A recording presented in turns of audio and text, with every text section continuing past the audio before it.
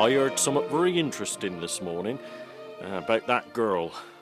Now, I got a feeling young Greg already knows about this, but I wanted to tell you. Now, where's Alec? He's in the kitchen having his evening meal, but, well, he's not very happy, I'm afraid. But I reckon he ought to hear what I got to say, because this is very serious, Carol.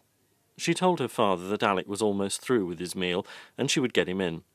All kinds of horrifying thoughts ran through her mind.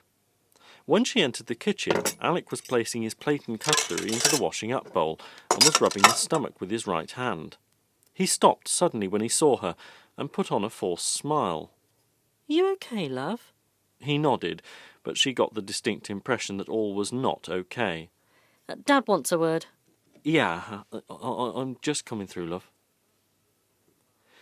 Now, apparently this girl's father's already been had up for tampering with her in the past. What, molesting his own daughter? Oh, my God. According to this colleague of the vicar's, she ran away from home when she found she was pregnant. Her mother's disowning her because of it, when in fact what her ought to be doing is questioning her own husband. So the odds are it's her own father who's put her in the club. Well, much as the thought disgusts me, I'm afraid that's the conclusion. The social services have been backwards and forwards to the Pettis for a number of years now, apparently. I wondered where she'd gone when they discharged her from the hospital. Greg said she'd been taken into care. Oh, it all seems to be slipping into place now, doesn't it? Carol noticed that Alec was once again rubbing his stomach. Have you got the stomachache or something, Alec? Eh? Oh, just a bit of wind, I expect. He stood up and went towards the hall door. Excuse me, Dad-in-law, I got to go to the loo. I'll be back in a minute. Sorry. He doesn't look very well, does he, Carol? At about 10:30 that evening, Collingbourne Tuck decided to look outside his front door, a ritual he'd been carrying out for many years to make sure his garden gate was clasped and his shed shut. This particular evening something was not quite right. Someone was inside his shed. Cautiously approached it. Then he saw a faint torchlight dancing around inside. Who the jigger's in there, I wonder? Someone was definitely rummaging around inside. The old man turned around and looked towards the gate. The village was still, and he could see the black silhouette of the church tower against the night sky. The Boar's head was lit up and 1 or 2 bedroom windows around the village. Then he noticed a familiar sight. Parked a little way past his gate was Fred Partridge's battered old truck. On the back was a load covered by a tarpaulin. Collingbourne sneaked back into his cottage and collected his shed key. Returning to it, he quickly snapped the padlock together and locked it, trapping his visitor within. "Oi! Oi, you daft old beggar!" Fred shouted from within. He realised he'd been rumbled. He rattled the shed door furiously, but his 90-year-old captor took no notice.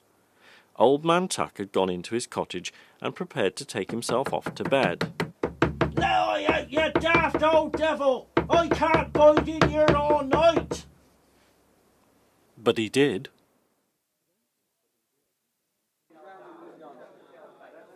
John Clark's Uncle Edwin sat in the bar of the Boar's Head and downed his 3rd brandy. John kept passing disapproving glances towards him. He toppled a couple of times on the stool. "I think you've had more than enough, Uncle, and before you go back to London, you'll pay what you owe so far." "No worries, Johnny boy." He slurred his words and nearly fell to the bar floor. "Right, off there. You're going up to bed." John closed the door to the bar. "John, you're my late brother's son, ain't you? It's only natural that after all these years I should want to come and see someone close to my bosom." John cringed and tried to pull up his uncle, who was beginning to slip out of his arms to the floor. "You ain't near my bosom. Look, Uncle Edwin, I'm taking you up to your room, putting you to bed, and in the morning you're going to come clean about why, after all these years, you decided to grace us with your presence."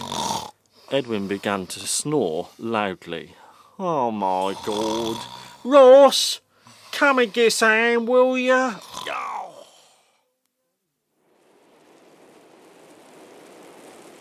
Friday morning was wet. April showers were definitely making their presence felt. Collingbourne unlocked his front door. Cap on his head but no jacket, the old man went out, down the garden path and crossed the damp lawn towards his shed. All was quiet from within. He dithered for a moment, trying to decide whether he should keep his prisoner inside for a bit longer, or whether he should face the music upon releasing him. He finally decided upon the latter and put the key into the padlock and turned it. He opened the wooden door. When he looked inside, what he saw made him wish he'd got a film in his camera. Fred Partridge was slumped over all the remaining logs. His tatty pot-pie hat was lead on his face, and he was dead to the world. 20 minutes later, the old man went out to the shed again, and found that Fred had gone and the truck had disappeared from outside his gate. Another shower had come and gone, and despite the damp grass, Gwen Embling made her way across the village green towards the bus stop. Greg Harris came out of the post office and crossed the road in front of the Boar's Head. He too was making for the bus stop. Hello, Greg. Off into the college? Ah, morning, Mrs. Embling, yeah. I'm glad I bumped into you, actually. I saw in last night's paper that your young friend's father's been arrested on suspicion of incest. Isn't it terrible? What an awful man. Yeah, I know. I met him the other day and, well, you'd never believe it to look at him. So what's happened to the girl? Well, she's been taken into care and the baby's going to be put up for adoption. Oh, poor little soul. Yeah, I know. Well, at least he's not old enough to realise what's going on. He's going to an adoption society. Cleo's not old enough to take care of him. Well, yet. When I think of him lying in that box of straw in our barn, then think of all the years David and I have been childless, it all seems so unfair. Yeah. One thing's for sure, though. Cleo's going to need friends more than ever now. I'm going to stay her friend, if she'll have me.